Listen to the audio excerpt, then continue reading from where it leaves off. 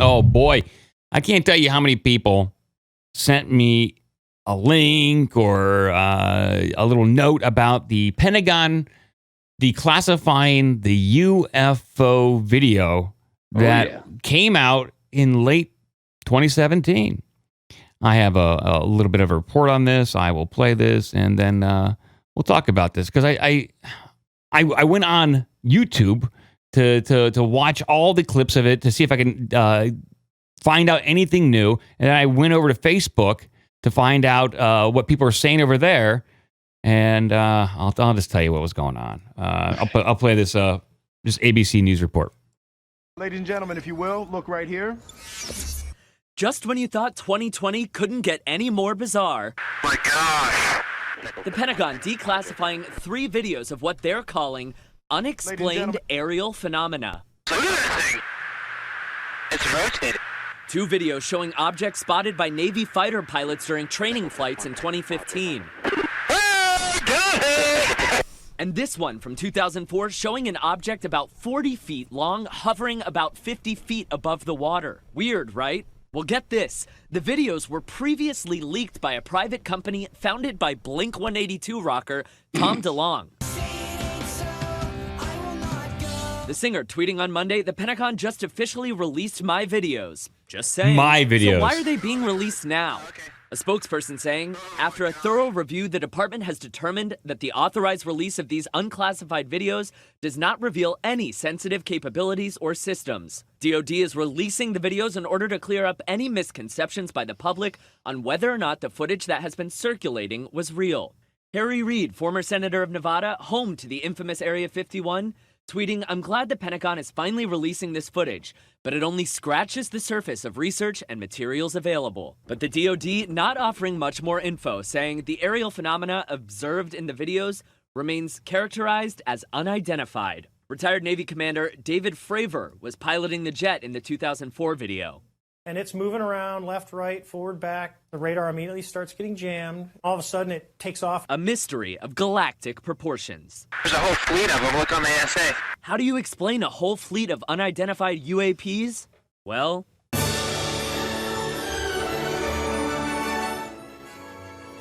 ET music right there. Phone home. Yeah. The Navy has acknowledged that Jesus the release Christ. of these newly declassified videos prompted the development of new guidelines for how pilots should report sightings of unauthorized or unidentified aircraft, which means it must be happening enough for them to need the guidelines. Crazy story, but the craziest part is Tom from Blink-182. I got whiplash from that transition. A man of many interests and talents. Turn the lights off. Oh my gosh, Carry it's me just George home. Jetson, guys. Take me out of here.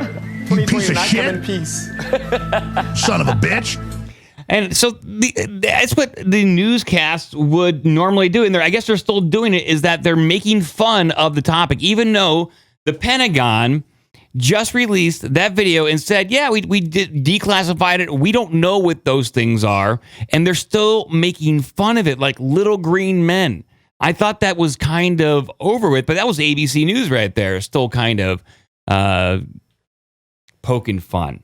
Yeah. Kind of BS a little bit. Almost right as there. if when they released that footage, there was a little note attached to it that was like, maybe you guys want to downplay this a little bit. Yeah, whoop it up, do some sound effects and some cartoon noises, because we got there we go. Yeah. Oh, that's a UFO crashing right there. Oh.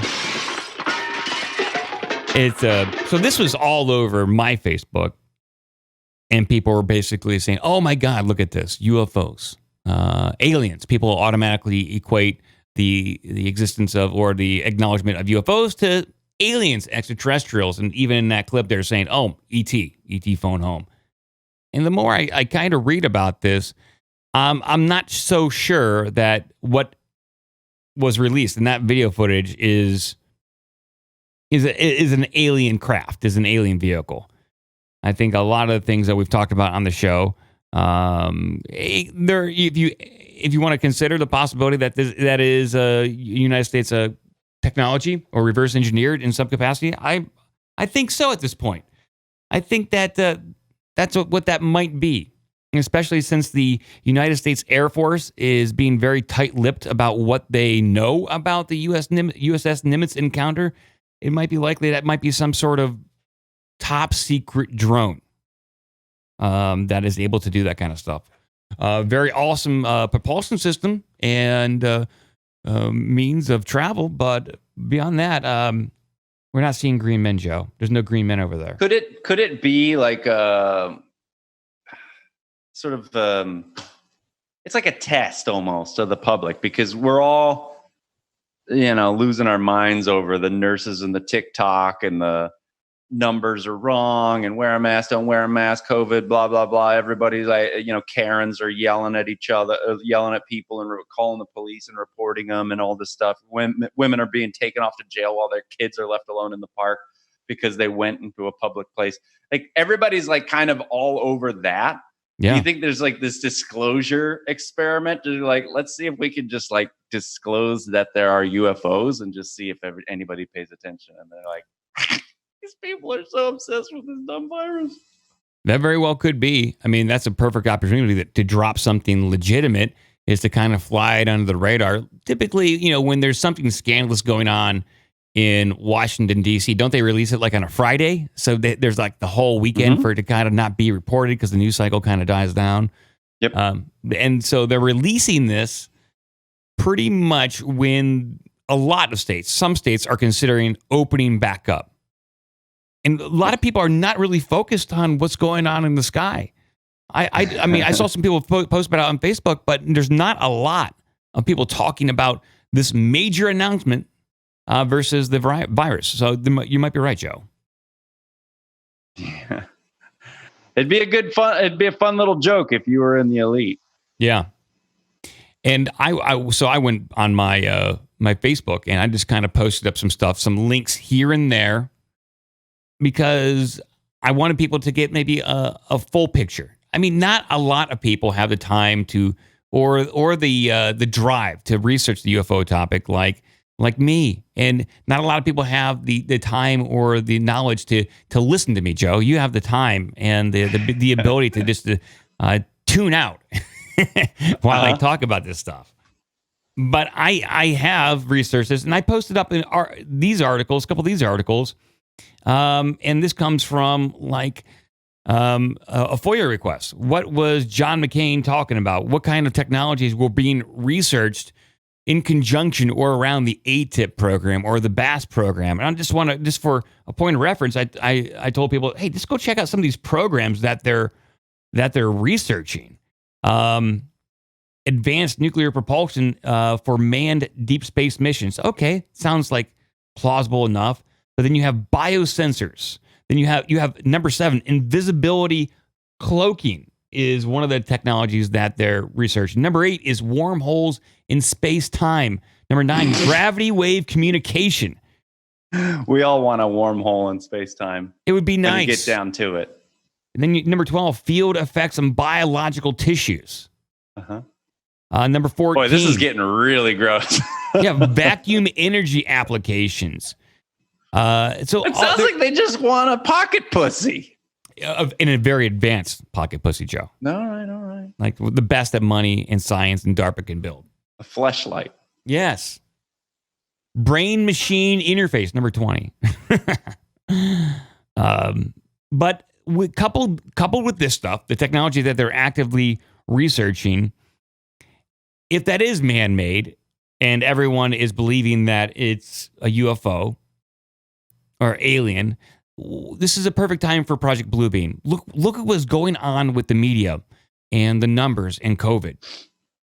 And it's a perfect test case of what people will believe, regardless of statistics and expert opinion. You have doctors with expert opinion who are being believed, and you have additional doctors coming forward who have their own opinions, who are equally as expert and not being believed. So when the aliens in the UFO vehicles are finally marched out, who is going to be believed? The people who are going to call bullshit and say it's a Project Bluebeam scenario, or more people like Dr. Fauci? So like this is where my fears kick in about whatever kind of UFO disclosure will happen. And because it's going to be guided. It's going to be curated. It's going to be framed. And people are going to be locked in their houses again because it's going to be War of the Worlds. Hopefully the aliens bring another pandemic. They could bring a Martian pandemic. We could fight 3 at a time. We'll do the flu, we'll do COVID, and then we'll do whatever the aliens bring. Yes. David. I mean, after listening to the Close Encounters of the Fifth Kind with Dr. Greer, who I know you don't like, but if the aliens and their presence here on Earth, if they wanted to destroy us, we would have already been destroyed at this point. So for the military to frame this as some sort of unknown or some sort of threat, that's just preposterous, and that's just something that they want to use as a space tax. Another piece of fear, Joe. People are already scared enough with everything that's going on. And so if you throw out there that, oh yeah, UFOs, they are real, and oh, by the way, we don't know what their intentions are, but from everything that we've seen and monitored, they are a threat. So we need to do something about that. Continue to stay in your houses. That's my fear. I think people are getting sick of it. I can tell. I mean, maybe you can tell where you are, but I mean, people are, it's full force. Just like this weekend when we were talking, it's like people are on the kayaks, people are out on bikes, people are jogging, people are less masks, more people just doing their thing. You know, I think people are done. I did get a notification from one of the restaurants here in town that I don't think I've ever been to. It's going to open on Friday. A lot of the restaurants are posting, we're still going to wait until the government tells us that Dr. Fauci, A lot of Instagram posts saying, you know, we don't trust Governor Abbott and all this stuff in Texas. So people are like, I don't know. They want to be afraid. It gives them a sense of purpose, I think. Yeah. You know? I get it. But people are anxious. And a lot of people, I don't know the percentage, haven't received a stimulus, haven't received unemployment. And that impacts their life, their family, their health. So yeah, they're itching to get back to work. They're probably going to take that chance ASAP. Meanwhile, you got a lot of people that are quite content with everything that's going on. But back to the UFO stuff, I got a few more pieces of space news to hit, and then we can move on here. So it's basically Space Force news. Space Force. Space Force. And this headline is U.S. Space Force acquires first offensive weapon.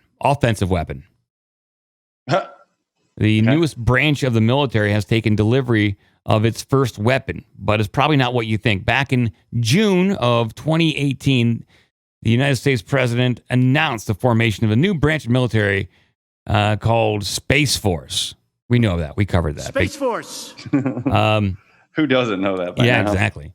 Since then, it's been revealed that the fledgling branch of the United States military has acquired its first offensive weapon, a satellite jamming array capable of blocking enemy access to military satellites, known formally as the Counter Communication System, the CCS. Block 10.2, the new mobile jamming platform, can be mounted on either an airplane or a ground vehicle. And what this weapon is a big satellite dish. You know, the old school you see back in the back of somebody's house in the 80s. Yeah. And they just point at basically probably enemy satellites and fry them. That's what it looks like. Yeah, I'm sure. They could say anything at this point, right? Yeah. This is our laser. It's going to blow up Mars. Oh, okay. I believe you. We just blew up the moon right there. Venus is gone. The Counter Communication System is a transportable satellite communication system that provides a ground-based capability to reversibly deny adversarial satellite communication. My God. So they're just jamming enemy satellites. That's what they're doing. Okay. It's not a Space Force thing? This is a Space Force thing. This has been deployed to Space Force. It says Space Force acquires first offensive weapon. So they're trying to they're going to be in space with this thing, like jamming terrestrial satellites? What? I don't get it. It's not clear. It's like it's on the ground, and I think they're shooting it up into space. That's what it. Oh, so maybe they're hitting up like some satellite that's in space, like some Chinese satellite. Yes, Chinese. China. Yeah. China. Yeah. I think that's what's going on there. All right. I mean, that would be important. Don't they have that secret space plane though? Why wouldn't they just The mount it on that? X-35? Yeah, but give that some juice and just send it around in space. Have it even like tail a satellite, because satellites are constantly moving. So if it gets out of the range or whatever, like, isn't it going to fire back up and start functioning again? Well, for all, or does it just fry it like an EMP? That's what I'm thinking. Like it's dead. Because like if it's fried, if you fried a circuitry, you got to go up there and just kind of repair it. But that thing's just going to crash to Earth, man. It's gone. It doesn't really say. It says it knocks it out. It doesn't say exactly what it does. It says. Just a point of clarification, Joe. Are you suggesting we use the X-37 and have Space Force guys on it playing mailbox baseball with enemy satellites? I think that's the way to go. Yep. Get them out on a spacewalk. Have them hanging onto the side.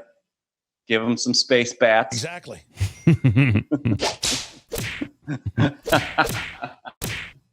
Just beating satellites up there. Exactly. It says here, it's not exactly clear who or what the Space Force intends to use the new platform against at the present time. And much of the technical specifics on its operations remain a closely guarded secret. So they don't know who they're going to use it on.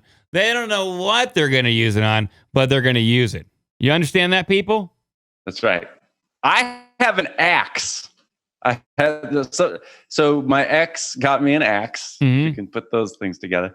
And I was going to use it to chop down a tree, which incidentally just fell on my house in Atlanta. So the lady who runs the property, she sent me a picture and it looks like hell. But I tried to chop it down, but the axe doesn't work very well. But I have this axe and I look at the axe. It's next to my washer and dryer. And I think, should I sell the axe? I don't know. I might want to use this axe. It looks like a pretty good axe. This satellite thing. You're just like, we got this jammer. We'll find a use for it. We'll figure it out. Yeah. There's satellites up there. They're going to get hit. It'd be like having a chain.